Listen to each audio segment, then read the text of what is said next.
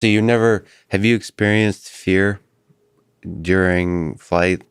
Like, I mean, one way we just offline mentioning Mike Tyson. I mean, he talked about like as he's walking up to the ring, he's like he starts out basically in fear and yeah, worried about how things are going to go. I mean, it's purely to put into words is fear, but as he gets closer and closer to the ring, is the confidence grows and grows until the ego basically takes over to where you think there's no way anybody could uh, defeat me.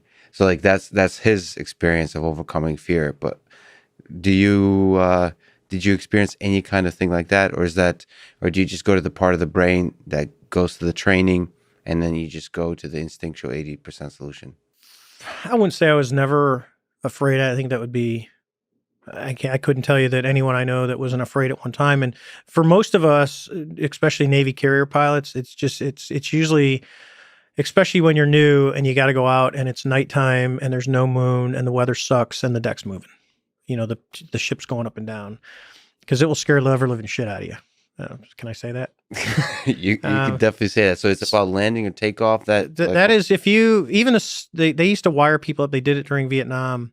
Guys would go fly missions. When they were flying low and crazy stuff was going on, and people were getting shot down a lot. The highest anxiety and heart rates were coming back to land on board an aircraft carrier. How hard is it to land on that? It seems impossible. Like for a civilian, I guess, like me, it just seems crazy that a human can do that. The problem with night is, and there's different degrees of night, just like day. I mean, there's the clear full moon night, where it's like, woo, Yeah. This is not that bad. But you got to remember, at night, I think everyone can associate with, you're driving in your car and it's just it's an overcast, dark night, and you're on a country road with no side lights.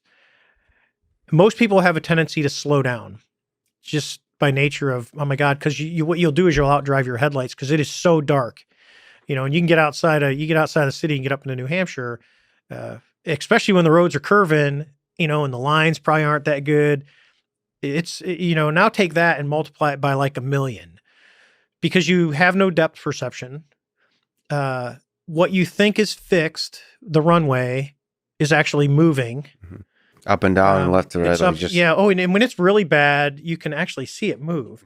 And we have two systems. There's an automatic system that's actually it stabilizes with the inertials on the ship.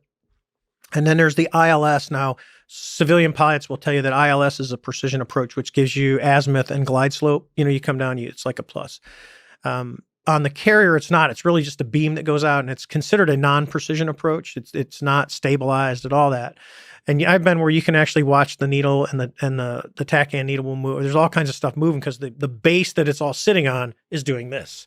And ships don't just go up and down. They do this. So the bow goes up and down and the tail like you normally see a ship.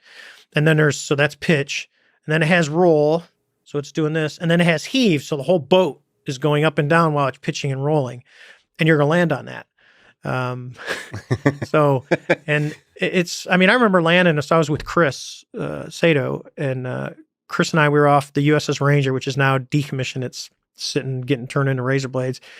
We're flying the old A6, and we come in, and it was off of San Diego, and it was just an ugly night because San Diego always has a marine layer that is about 1,200 feet. It was a little lower than that night, and it was pouring down rain. It was an El Nino year, and there's thunderstorms all around. It was just the craziest night I've ever seen out of San Diego.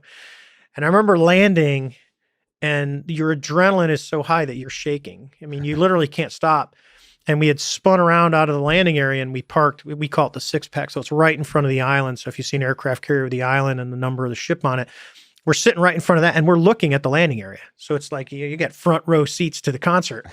and this EA6B comes in, ugly pass. He ends up catching a one wire, which is the first one. You never want to catch the first one, which means you were not really high above the back of the ship when you landed. and it comes in, and the exhaust on an EA6 or an A6 actually points kind of down, and it blows, and it's blowing all the standing water on the aircraft. That's how hard it's raining. And you literally could not see across. I mean, I could see the front of my airplane, his airplane, and then it was just white because of the water being blown off the deck. Wow. And I'm shaking, and I'll never forget. I looked over at Chris and I said, "Oh my God." I go, "Hey dude, man, 10,000 foot runway looks really good right now." And I go, and I'm shaking my hands like this. And I said, I'm not faking this, dude. I go, that's literally, I cannot stop shaking. I said, that scared the ever out of me. Yeah. But it scares you afterwards. You don't, during it, you don't have time to think about that. You're doing it. You got to do. As we, kind of the quote from Tom Hanks in, what's that? The girls' baseball movie. Where he goes, "There's no crying in baseball." Well, yeah. That's our joke. There's no crying in naval aviation. I said, you can fly around and cry all you want at night, but there's only one pilot in those airplanes, and you got to land it. So you can cry all you want, wipe the tears away, put on your big kid pants, and it's time to man up and land the jet. So